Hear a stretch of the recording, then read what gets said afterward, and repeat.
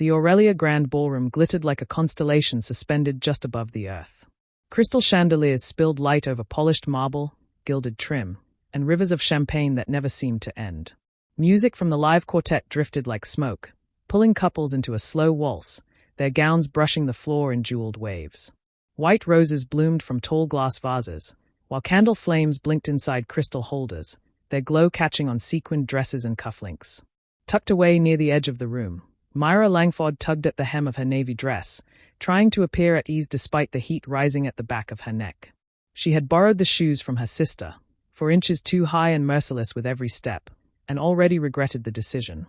Her only tie to this glittering crowd was her best friend, now radiant at the center of the hall, hand entwined with her new husband's beneath a storm of camera flashes. Everyone else in the room seemed to belong, while Myra carried the invisible sign, alone, no companion, not part of the usual circle. She could feel the stays, subtle but sharp, cataloguing her presence. Normally, she never cared about such whispers, but tonight they clung like static. She checked her watch. Just after 8, far too early to disappear without drawing notice. Myra weighed her options when a shadow fell across her table. A tall man slid into the chair beside her with an ease that suggested the seat had always been his. His suit was cut to perfection, a silver tie glinting under the chandeliers like liquid mercury. His features were angular, his grey eyes so controlled they seemed sculpted from stone. Conversations nearby faltered for half a breath. "Pretend you're here with me," he said, voice pitched low, unhurried. Myra blinked. "Excuse me." He didn't look at her, his gaze trained on a group of guests across the room. "They are speculating. If it looks like we arrived together, they'll stop." A startled laugh escaped her lips. "So I'm supposed to play along with a stranger?" He finally turned, a faint trace of sandalwood drifting from his collar. "Trust me, an hour of make-believe spares you the pitying looks. It saves me an introduction I don't want. We both get something out of it." She followed his gaze, noticing the subtle shift in the air already. Curious eyes had moved from idle appraisal to curious speculation. It was ridiculous and oddly liberating. "Fine," she murmured. "But how far does this little performance go?" His mouth curved, not quite a smile. "Leave that to me." His arm draped casually along the back of her chair, a gesture so intimate 2 women nearby muffled giggles. Myra straightened instinctively, her pulse warning caution. "What's your name?" she asked, studying him. "Adrian Varen." Her breath caught. The name was infamous in the city's financial press, the youngest CEO in Arkan Capital's history. Brilliant, merciless, and far too composed for a man constantly under scrutiny. Before she could muster a polite retreat, Adrian reached for the bottle and poured wine into her glass as if they were old companions. "Relax, Myra Langford," he said evenly. Her lips parted. "You know me." "I remember striking faces," he replied, his gaze locking with hers so firmly that she had to look away. The evening unfolded like an unscripted play. Whenever someone approached, Adrian introduced her with unshakable confidence, as if she were indispensable.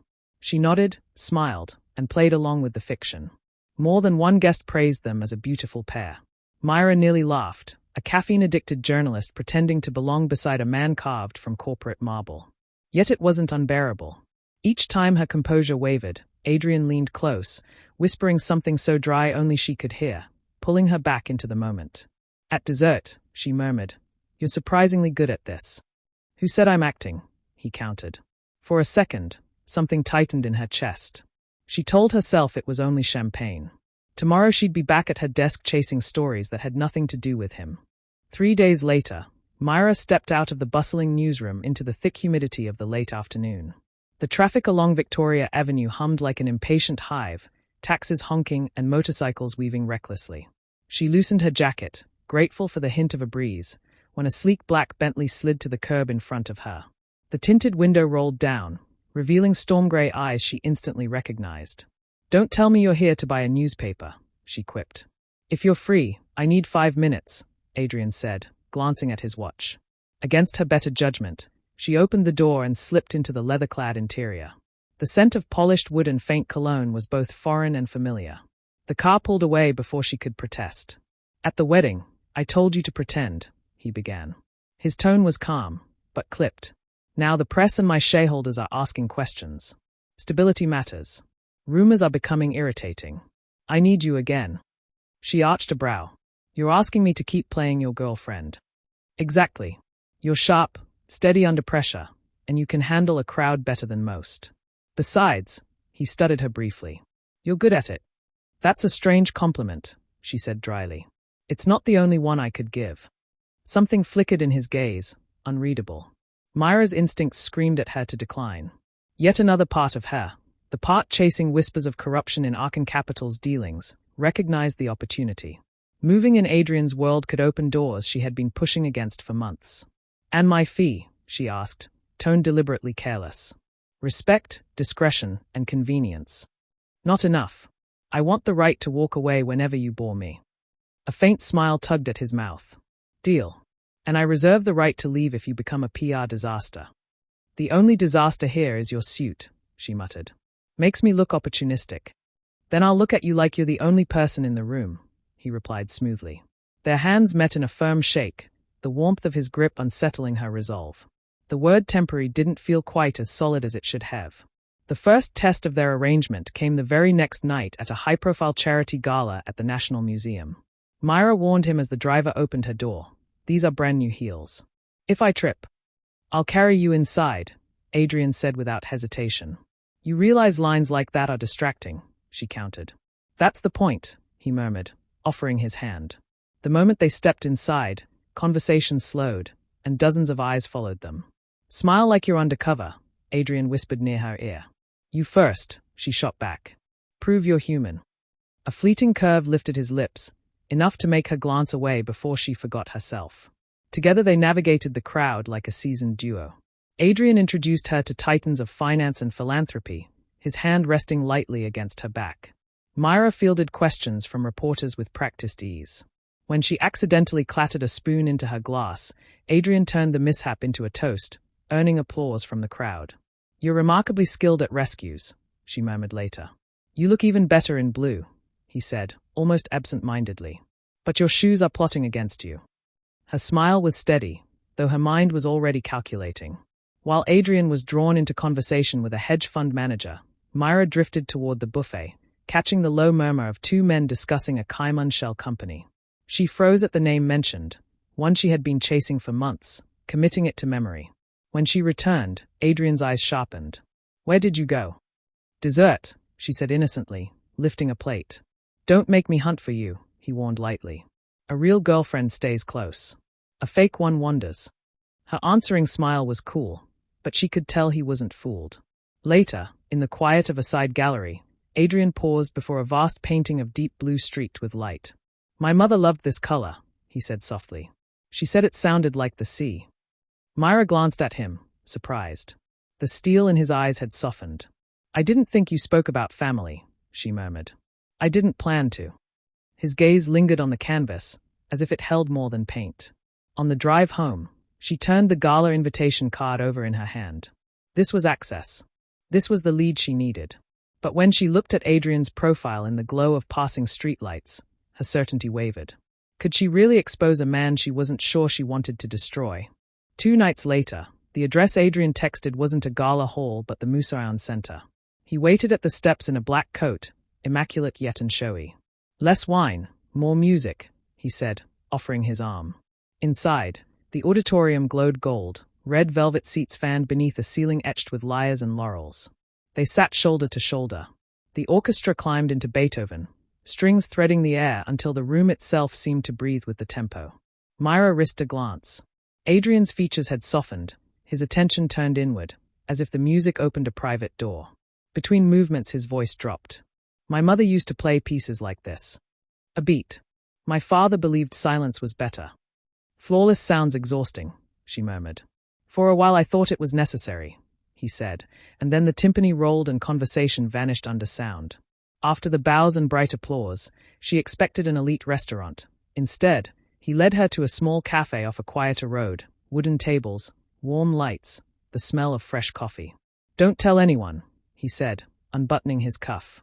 I have an image to maintain. All right, cold-blooded executive spotted enjoying pastry, she teased.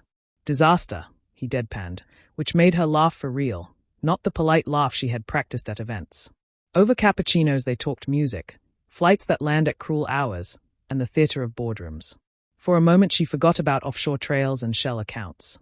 When he stepped out to take a call, Myra slipped her phone open and zoomed into a photo she'd snapped of the sponsor board. A familiar name gleamed there, the same one she'd heard whispered near the buffet. RKV Holdings. Her pulse clipped into a faster rhythm. She saved the image, screen going dark just as Adrian returned. "Something wrong?" he asked. "Only my heel height," she said smoothly. "Next time I'm choosing survival over fashion." "Then I'll hold your hand tighter," he replied. The line should have felt like theater. Instead it landed some way unguarded.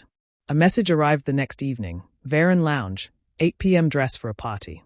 The rooftop pulsed, low music, laughter, Lagos glittering like circuitry around the lagoon. Adrian was at the bar, tie gone, collar open, years dropping from his posture. They moved through the room as if they'd always done it. Introductions without oversell, light teasing, a steady touch at the small of her back. Whenever Myra forgot and simply enjoyed herself, she whispered the word pretend like a warning. Close to midnight, she stepped to the terrace for air. The city stretched out, halos of street lamps smudged on damp pavement. Adrian joined her, a quiet presence at her side. "Are you drunk?" she asked, half teasing. "I can handle it." In the warm spill of light his eyes were less steel, more mercury. "Myra," he said, almost careful. "You make me forget this is performance." Her breath stuttered. She should have answered with a joke. Instead, he closed the distance and kissed her, sure, anchored, tasting faintly of smoke and whiskey. For a beat she didn't step away. The city dimmed until only heat remained. When he lifted his head, the word he found sounded like a confession. "Maybe I'm reckless." "Are you serious?" she asked. "Sometimes," he said, and that was worse. The ride to her building was quiet. She let herself into her apartment and opened her laptop like a penitent. RKV Holdings blinked from a spreadsheet, tied to subsidiaries within Arkan Capital. If Adrian was guilty, this could cut him down. If he wasn't, she could still ruin him. Morning in the newsroom came hard. Her editor, glasses sliding down his nose, didn't sit. "You've been circling Varen too long. Gavin Rhodes is drafting. 2 days or I hand him the story." Myra bargained for a week and got a day. She walked back to her desk with her pulse trip hammering, the word deadline ticking like a metronome. She had wanted access. Now she had it, and a fuse burning at both ends. At dawn, a message. "Come down. I'm outside." Adrian stood at her door more winter than man, jaw locked, eyes colder than she'd ever seen. "Don't say my name like you earned it," he said, voice pared to the bone. "You got close for a story." "Adrian. I let you in. Told you about my mother. Introduced you to Sophie. You were investigating me the entire time." The word congratulations left his mouth like glass. "You turned me into copy." "It started as work," Myra whispered. "Then it didn't. I didn't expect to feel. You have documents with my name. Your newsroom is circling." He cut a bitter breath. "And you kept pretending." He turned. The door clicked, and silence rushed the room like water. She stood with her palm against wood until the minute couldn't be undone. By 9, the newsroom thrummed. Her editor shoved a folder across his desk. "Market rumor is bleeding Arkan. If Rhodes publishes first, the crash is on you." At noon, the push alert hit her lock screen. Exclusive, Varen named on shelf flows by Gavin Rhodes. It was ruthless and airtight at a glance. Screenshots, timestamps, a clean timeline. Panels on TV picked it up. The ticker dipped. Her inbox became a riot of tips, taunts, and an ethics note asking if she had a conflict. "Yes," she thought, "I kissed the subject." Out loud, "I maintain professional boundaries." She tried to write. 3 leads, 3 deletions. Everything sounded like apology. Then an anonymous line dropped into her inbox. Wrong culprit. Check authorization routing. No signature, no attachment. She flagged it, kept moving. Another hour, another tip, this time with redacted slips and internal logs.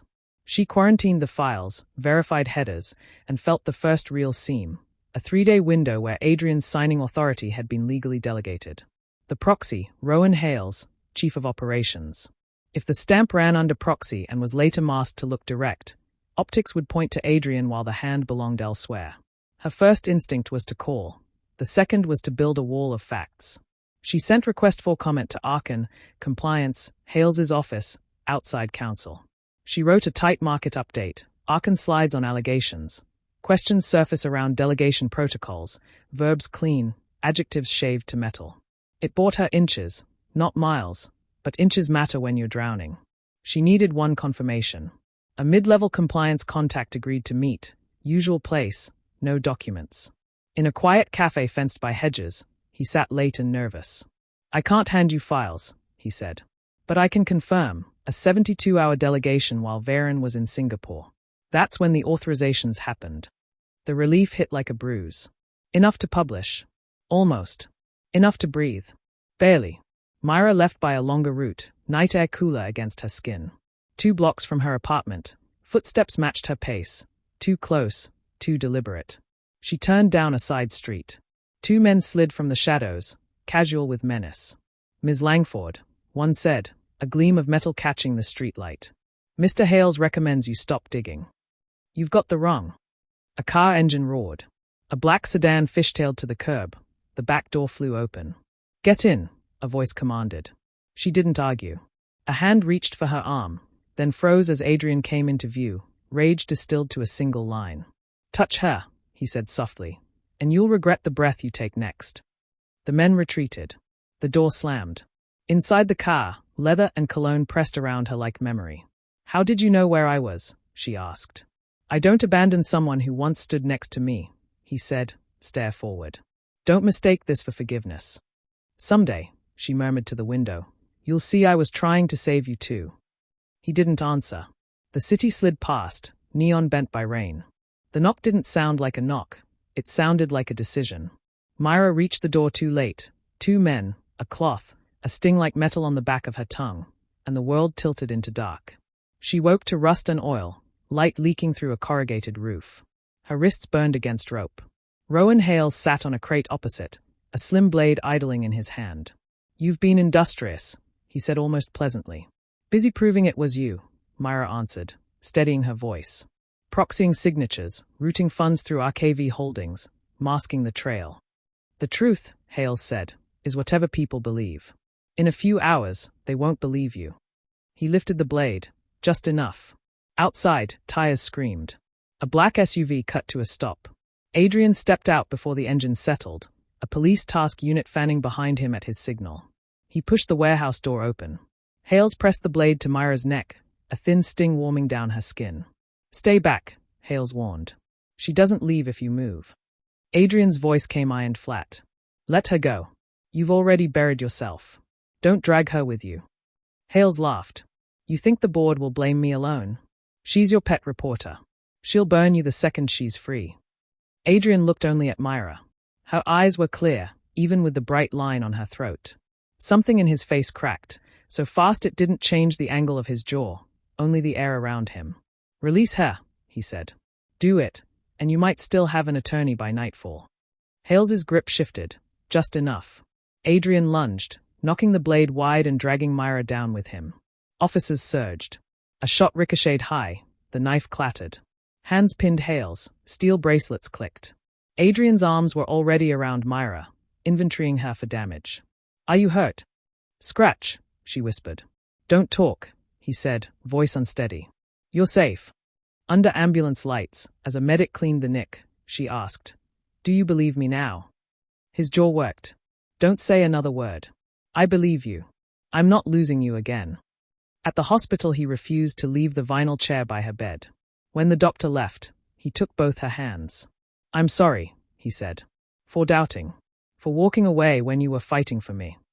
I waited because I needed proof," she said. "But I never stopped." She glanced at their joined hands, half laughing, half breaking. "It doesn't matter, you're safe." "It matters," he said. "Tonight I learned I care less about stock, boards, headlines, than I care about you." By morning she was discharged. Instead of driving her home, Adrian took her straight to Arkan Capital's media hall. Cameras clustered. He stepped to the podium, the room snapping to silence. "I am innocent of the allegations," he said. "The architect of the scheme, Rowan Hales, is in custody, and you can thank the woman who risked everything to prove it." He extended his hand. Flashbulbs detonated, but he looked only at Myra. "No more pretending," he said, so low only she heard. "No more pretending," she echoed. That evening, they drove beyond the city to a quiet river bend where water lapped at stone. Adrian produced a small velvet box, the light catching on a simple ring. "I can't promise perfection," he said. "I can promise to stand with you, whatever comes." "I'm in yesterday's clothes," she whispered, laughing. "Good," he said. "Means I don't want to wait." "Yes." Autumn softened Lagos with amber light. At the Veron estate, the garden wore white roses under a simple arch. No spectacle, just family, close friends, and the people who stood with them when storms built. Inside, Sophie pinned Myra's veil, eyes bright. "Relax," she said. "He's out there forgetting how to breathe." Music lifted across the lawn. Myra stepped into the sunlit aisle. Adrian waited at the arch, no tie, grey gaze steady and full. The officiant spoke of promises chosen freely. Adrian's voice didn't waver. "I once thought I had to be perfect to keep what I'd built. I only needed to protect the truth between us. I'll believe you when the world doesn't." Myra smiled through salt. "I came for a story. I stayed for the man who pulled me from the dark. I'll walk with you through every storm, and try not to let my heels sabotage me." Laughter rippled, even Adrian's mouth tipped. By the power vested, a kiss, warm and certain, applause folding around them like light. They dined beneath a jacaranda threaded with soft bulbs, plates passed hand to hand, private smiles mapping the evening. Later, they wandered to the pond, lanterns bobbing on the water. Myra turned her hand, watching the ring catch firelight. "Do you ever think about the night we met?" she asked. "Constantly," Adrian said. "I thought I was doing you a favor. You turned out to be unforgettable." "No more pretending," she said. "Never again," he answered, and the night settled around them like a promise already kept.